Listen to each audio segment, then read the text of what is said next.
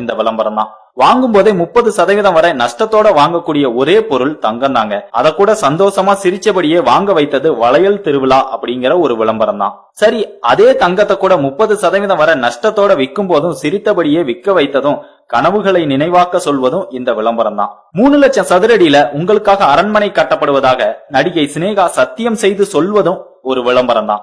அத்தனை பெரிய கட்டிடத்துல நீங்க கார்ல போனா கூட உங்களுக்கு பார்க்கிங் கூட கிடையாது அப்படின்னு புரியறது இல்ல.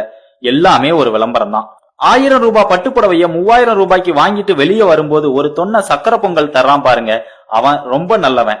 30 வினாடி விளம்பரத்துல நடிக்க ஒரு நடிகருக்கு 3 கோடி ரூபாய் வரைக்கும் தராங்க. அதை யார் தலையில கட்டுவாங்கன்னு நம்மளை யோசிக்க கூட வைக்காம மறக்கடிப்பதும் ஒரு விளம்பரம் தான். விற்கப்படும் வீடுகளுக்கும் மனைகளுக்கும் சாக்கடை வசதி இருக்குதா, பாதுகாக்கப்பட்ட குடிநீர் வசதி இருக்குதா அப்படின்னு யோசிக்க விடாம சிங்கிளா டிசைட் டபுளா ஓகே பண்ண ராஜா சொல்றாரு பாருங்க, அங்க நிக்கிறதும் ஒரு விளம்பரம் தான்.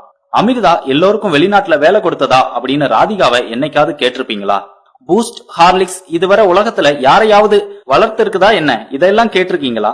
ஆனா இந்தியால நடக்குதே. கபில்தேவ், சச்சின், விராட் கோலி இவங்க எல்லாம் சொல்றாங்களே. நேத்து வர எண்ணெய் கெடுதல் அப்படின்னு சொன்னவன் இன்னைக்கு பூரி சாப்பிட்டா கார்ப்பரேட் மீட்டிங்ல பிரமாதமான தீர்வு சொல்ல முடியும் அப்படின்னு சொல்றதும் இந்த விளம்பரம் தான். ஒரு எண்ணெயில வடை சுட்டா உங்களுக்கு ரத்த கொதிப்பு, சர்க்கரை நோய், சத்து குறைவு, நரம்பு தளர்ச்சி, ஞாபக மறதி இப்படி எல்லா பிரச்சனையும் போகும் அப்படிங்கறது தெரியுமா? உள்மூலம் வெளிமூலம் உட்பட வைட்டமின் ஏ முதல் இசட் வரை இருக்குப்பா, அதுவும் ஒரு விளம்பரம் தான். கொஞ்சம் கூட சுய சிந்தனை அற்றவர்களாக நம்மை இவர்கள் கொஞ்சம் கொஞ்சமாக மழுங்கடிப்பதும் நமக்கு தெரியவில்லை. அந்த மட்டில் அவர்களுக்கு வெற்றியே. இவ்வளவு சொல்றனே, இத நீங்க ஷேர் பண்ணி 4 பேர் தெரிந்து கொள்ள செய்வீர்களா? கண்டிப்பா மாட்டீங்க.